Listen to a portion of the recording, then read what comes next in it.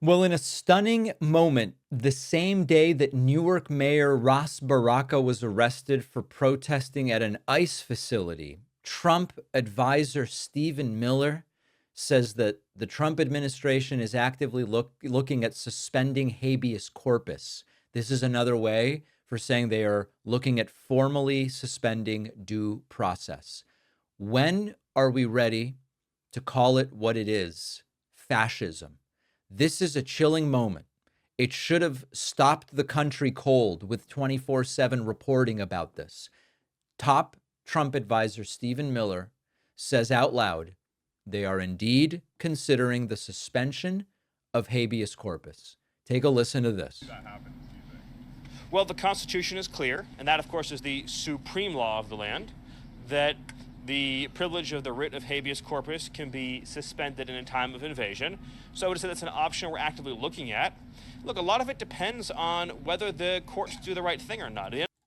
If we do not like what the courts decide through a constitutionally and legally protected process of the judiciary, if we just don't like the outcome, not the process, but the outcome, then we will look at saying that there is an invasion that justifies the suspension of habeas corpus.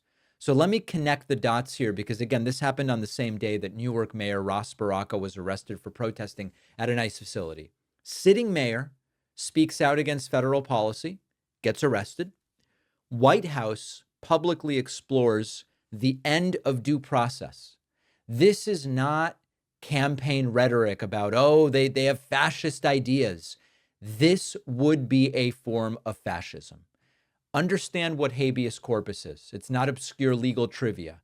It's the right to say, why am I being detained? It's the mechanism that forces the government to have to justify arrests in court. It's a line between a democracy and a police state. And Stephen Miller goes, yeah, I don't know. If we don't like the outcome of some of these court decisions, we might do it. We might suspend it.